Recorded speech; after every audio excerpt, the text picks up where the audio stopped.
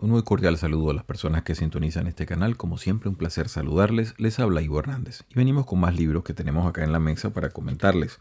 Uno de los que hemos adquirido recientemente y leído precisamente para prepararlo para estos comentarios es una traducción, introducción también de un incunable de la cultura. Esto es uno de esos libros que, digamos, la cultura humana en términos muy generales tiene varios basamentos importantes, algunos religiosos, otros religioso-prácticos. Este es uno de ellos. Estamos hablando de los Yoga Sutras de Patanjali. Fíjense ustedes, los aforismos del yoga, traducción, introducción y comentarios de Oscar Pujol. Este es un libro muy interesante y muy importante, fundamental para comprender muchísimas cosas de la cultura en India y de la cultura del yoga a nivel mundial. ¿Por qué? Vamos a entrarle de lleno a esto. Primero, ¿por qué en mi caso existen cientos de versiones sobre los Yoga Sutra de Patanjali? Yoga Sutra, un sutra sería como una especie de pequeña verdad. Aquí se le pone como aforismo. Es usualmente una sentencia breve que comprime dentro de sí una sabiduría bastante profunda.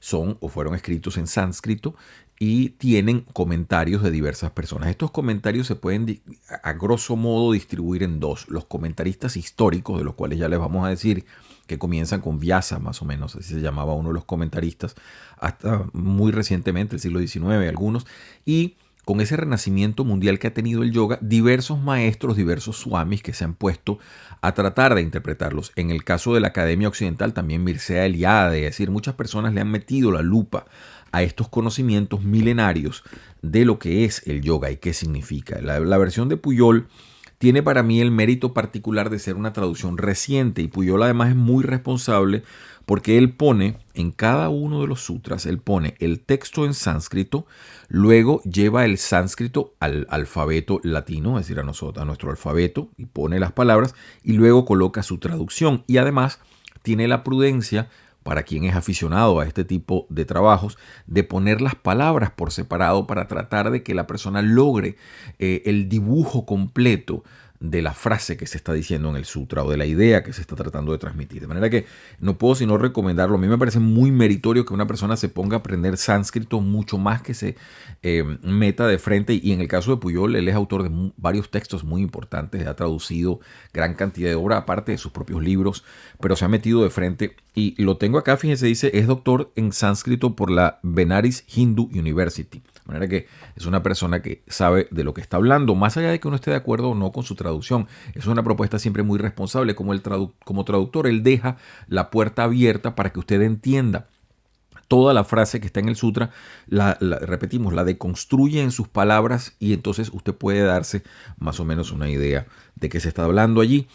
Paso ya directamente a decirles de qué se trata. Al leer este libro yo me he llevado varias sorpresas. Una de ellas es que yo asociaba los Yoga Sutras de Patanjali en una especie de nebulosa temporal alrededor de siglo segundo, siglo tercero antes de Cristo. No es lo que nos dice este libro, nos dice otra cosa. Él lo coloca en un tiempo después de Cristo. Y en el caso de Patanjali, atención que el nombre no dice mucho, porque ya eso lo explica muy bien Pujol y además ha habido varios Patanjalis en la historia de India. En el caso de este que nos convoca, se trataría de una persona que lo que hizo fue compilar una enseñanza que de otra manera estaba desperdigada y la compila en una serie de capítulos que él mismo enumera y dice cómo es y de qué se trata lo que él presenta. Vamos a darle la palabra a lo que nos dice aquí Oscar Pujol para presentar el yoga, los Yoga Sutras de Patanjali. Muy importante también, y esto es para mí algo novedoso, es que Pujol hace muchas vinculaciones del texto de lo que se dice en los Yoga Sutras con la literatura Pali del budismo. Es decir, el budismo, algo anterior, el budismo, recuérdese, el Buda histórico es una persona que ubicamos más o menos en el 3 siglos VI y V antes de Cristo, y la literatura budista a partir de allí habría influenciado gran parte de India. Y eso tiene repercusión en esta compilación de lo que está diciendo ahí. Dice acá, entrándole en materia. Cuesta decir o es difícil saber lo que quería decir Patanjali porque la brevedad del estilo sútrico deja espacio para la ambigüedad. Para hacer más comprensibles los aforismos, se escribían comentarios que ampliaban la información.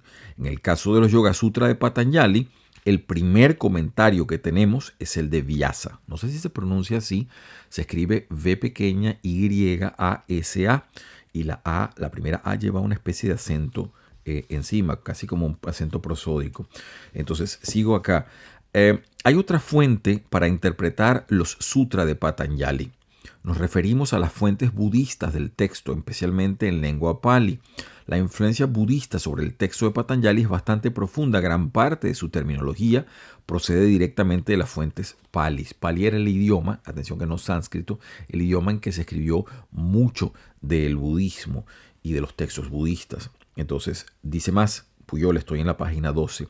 La importancia de los textos budistas reside en el hecho de que son anteriores a Patanjali, y aunque éste cambia a menudo el significado original de los términos budistas para adaptarlos a su sistema, creemos que estas fuentes pueden aclarar considerablemente el significado de ciertos aforismos. Un ejemplo de lo que queremos decir lo encontramos en el Sutra 1,31. Donde se ofrece una interpretación en clave budista que nada tiene que ver con la de los comentaristas posteriores, pero que aclara notablemente el significado del aforismo. Lo que quiere decir Pujol aquí acertadamente es que él nota cómo Patanjali, o la persona que agrupamos bajo ese nombre de Patanjali, trata de decirnos algo y que los comentaristas posteriores más cercanos al hinduismo que al budismo le dan una óptica distinta. Y ahí vamos a empezar a ver en esa especie de multiplicidad interpretativa las variantes posibles. De hecho, dice Pujol, los Yoga Sutra de Patanjali se pudieran incluir en sentido amplio en lo que se ha denominado la tradición del Abhidhamma, los textos de carismas filosóficos del triple canon budista en Pali o Tipitaka. Estos textos recogen los resultados de la práctica sistemática de la meditación basada en la observación de los procesos mentales y destinada a demostrar la inexistencia del yo y la transitoriedad de todos los fenómenos mentales. Y es que este libro en particular es la piedra basal sobre la cual se montan muchísimas de las escuelas yógicas posteriores y muchísimos de los sistemas que tratan de difundir distintos swamis o distintos gurúes con diversas escuelas. Los Yoga Sutras de Patanjali no pueden ser desmentidos por ninguna escuela porque es la piedra sobre todo basal. Repetimos, no porque Patanjali los inventara, sino porque los compiló. Él los recibe como una herencia de diversas fuentes y las compila en un texto que a partir de allí se vuelve el texto seminal de toda la cultura. Sigo leyendo acá lo que nos presenta Oscar Pujol con respecto a la introducción del libro. Dice, existen dos autores conocidos con el nombre de Patanjali. El primero es un gramático. De hecho, uno de los tres gramáticos más importantes de la tradición india que compuso un tratado denominado el Gran Comentario en el siglo II a.C. Quizás por eso la confusión que les decía.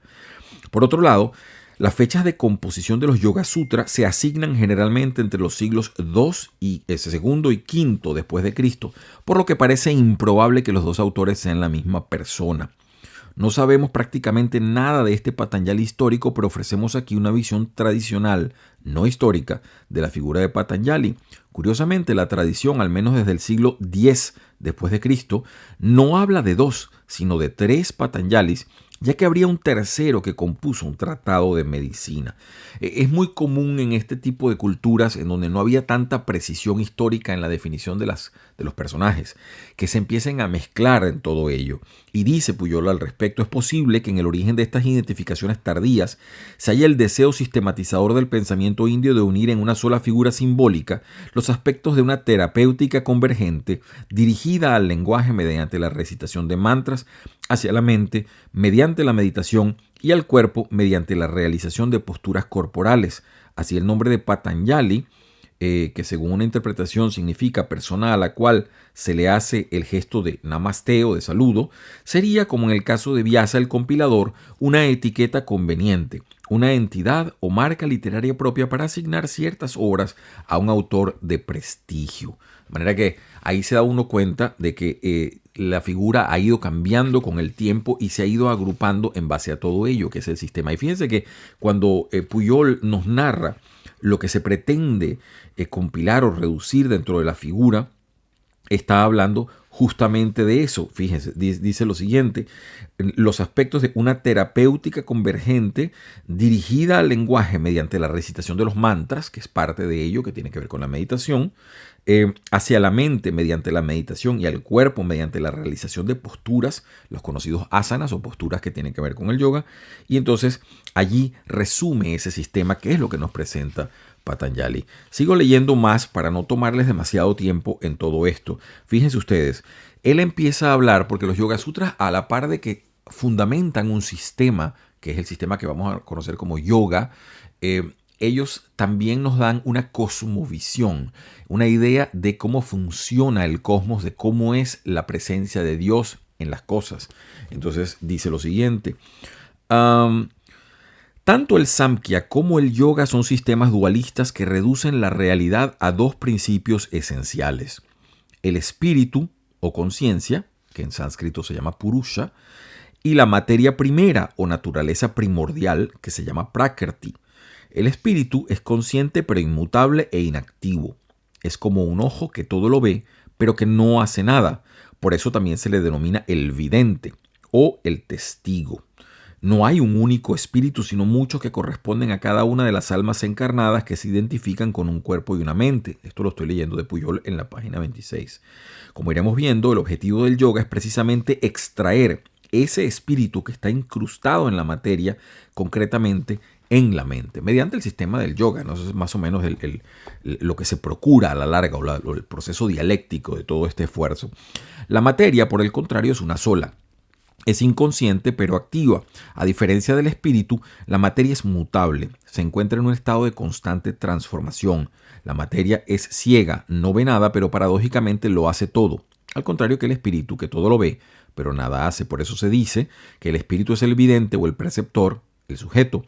La materia, por el contrario, es el objeto percibido, el mundo perceptible. Y él da, por supuesto, para cada una de estas terminologías la traducción sánscrita, que la estoy saltando en estos momentos en parte porque podría ser confuso y porque no sé muy bien la pronunciación de todos los términos. Fíjense cómo él apunta acá, según la percepción de Patanjali, de la tradición yógica, cómo sería la creación del mundo o la formación del cosmos. Dice así: del mismo modo opera la creación del mundo. Dos puntos. Cuando la mirada del espíritu cae sobre la materia dormida, la despierta de su sueño, altera su equilibrio, es decir, el equilibrio de las tres energías básicas que la componen, que se ponen en movimiento y en diferentes combinaciones van creando el mundo desde lo más sutil hasta lo más tosco. Eso tiene que ver con las llamadas gunas, las famosas son la sattva, raya y tama. Eso es un proceso, repetimos, de lo que sería la cosmogonía a partir de los Yoga Sutras de Patanjali. Estas energías tienen colores, tienen vibraciones, en fin, todo ello está inmerso dentro de este sistema. Pero repetimos, es un sistema y es un sistema que va desde el aspecto de lo meditativo, la parte de la postura, a darle también recomendaciones morales. Aquí están los famosos puntos yama y niyama, es decir, los códigos morales mediante los cuales el aspirante a yogi, si se pudiera decir así, tiene que seguir o tiene que mantenerse adepto a para poder mantener la sostenibilidad de este sistema durante el tiempo, ¿no? en su vida. Les paso a leer entonces ya algunos de los sutras. Hay muchos y son muy interesantes porque los sutras van, como es un sistema, desde la parte cosmogónica de lo que es la divinidad, de lo que es la conformación de la divinidad y lo que nos rodea, hasta el aspecto personal que le va diciendo a usted, bueno, cómo hay que comportarse, cómo debe usted hacer, de qué se trata todo el sistema de yoga y por qué esto es beneficioso para usted y por qué le conviene. Estoy en el Yoga Sutra 2,28 y dice lo siguiente. Me salto la parte en sánscrito porque repetimos, en este libro Puyol pone el texto en alfabeto sánscrito, luego lo pone en alfabeto latino y luego pone la traducción. El punto 2.28 dice lo siguiente: gracias a la práctica de los elementos del yoga se produce la destrucción de las impurezas y surge el resplandor del conocimiento, que se prolonga hasta la aparición de la intelección discriminativa. Entonces él pone acá las palabras y dice, es muy interesante, dice acá Puyol, porque dice, este es el primer aforismo en el que Patanjali menciona el llamado Astanga Yoga, que definirá en el siguiente. Y la práctica de este yoga lleva a la destrucción de las impurezas, es decir, de las aflicciones o las 5 divisiones de la ignorancia. a medida que las impurezas desaparecen, empieza a brillar con más fuerza la luz de la conciencia que se hallaba sepultada bajo las capas espesas de la mente oscura. Y hay que entender aquí que para la idea que maneja Patanjali, la idea que maneja el yoga en general y toda esta tradición es que el espíritu es el que es activo, la mente es material. Eso es una cosa que para nosotros en Occidente suena absolutamente contrario a lo que es nuestra escuela de percepción. La mente es una cosa material que se encarga de percepciones, pero es estimulada por las percepciones. De manera que esto es parte de lo que se dice acá. Digo más, en el 229 dice, las restricciones, las prescripciones, las posturas, el control de la respiración, la retirada de los sentidos, la concentración, la meditación y la contemplación constituyen los 8 elementos del yoga. Luego del primer capítulo, si pudiéramos decir, el punto número 1 con sus diversas variantes, donde vea toda esa cosmogonía, ya el punto 2 es mucho más práctico. Y aquí está en 2 platos, si pudiera decirse, todo el sistema de Patanjali. Fíjense, las restricciones, yama, las prescripciones, niyama, son códigos, son 5 puntos morales en cada caso, 5 restricciones, 5 prescripciones. Las posturas, que son los asanas, eso que usted ve cuando las personas se están haciendo, que no es simplemente hacer ejercicio, como pudiéramos verlo en términos occidentales, sino estimular una cantidad de glándulas en el cuerpo que pueden ayudar a purificar el cuerpo o mejorarlo. El control de la respiración, que se conoce como pranayama, que es el control del aire en el cuerpo con ejercicios que pueden ser bastante complicados, por cierto. La retirada de los sentidos, la concentración, este subsumirse, es algo que, por cierto, muchos místicos occidentales también han dicho de otra manera, pero lo han dicho. La meditación y la contemplación constituyen entonces los 8 elementos, de ese sistema de yoga. Como usted puede ver, esto es una de las literaturas, repetimos, estimados televidentes, esta es una de las literaturas que ha dado giros enormes en la humanidad. Esto fue llevado a todas partes del globo. Estamos hablando de los Yoga Sutras de Patanjali. Tenemos la traducción de Pujol, existen muchas otras. Y es deber de quien le interese este texto cotejarla, si tiene la oportunidad de tener diversas. Yo tengo en las manos esta, pero tengo otras, y me llamó la atención porque esta es reciente y porque Pujol la hace bastante didáctica y no la hace desde el punto de vista de un converso o convencido del tema como en términos religiosos, sino una forma bastante directa, y le coloca mucha responsabilidad al lector porque le pone las palabras allí para que usted pueda armar el sutra y entender lo que se está tratando de decir. Les leo más. Dice acá el sutra número 242. Gracias al contentamiento se alcanza una felicidad incomparable. Ese término de la felicidad, por cierto, es un término que no tiene que ver con nuestra idea de felicidad, sino que se parece un poquito más a la idea antigua de los griegos, con aquello de la eudaimonia, del estar bien de espíritu. En la medida en que usted va contentándose, es decir, va comprendiendo y va aceptando la realidad que le rodea y va aceptándose a sí mismo, empieza a tener una felicidad por consonancia con las cosas. Se parece un poquito a aquello de la eudaimonia. No exageremos el parecido, pero pudiera haber alguna analogía allí. Les leo más, estoy en el punto 3. El 3.1, y ya empieza a hablar él de la parte de lo que sería la meditación y la concentración, y dice, la concentración es la fijación de la mente en un punto. Bueno, eso se dice fácil, pero hay que ponerse a hacerlo. Y él explica acá de una manera muy convincente cómo es que se van haciendo todas estas cosas. Sobre todo que además Pujol se apoya en los comentaristas históricos, sobre todo en Vyasa, pero en los demás también, para darnos ideas de la practicidad. Recuérdense que estamos hablando aquí de una cosa bastante abstracta, si lo quiere ver así. Estos son conocimientos destilados de muchísimo tiempo que Patanjali condensa acá, que nos presenta, pero que requieren interpretaciones. Ya lo decía Pujol al comienzo, por su misma concreción se prestan a dudas y a divergencias. Y ya les voy a leer, por cierto, sobre estos, los que lo interpretaron, los grandes intérpretes históricos que ha tenido Patanjali, además de muchos otros que usted puede conseguir en las librerías hoy en día. Les leo otro punto, el punto 4.18.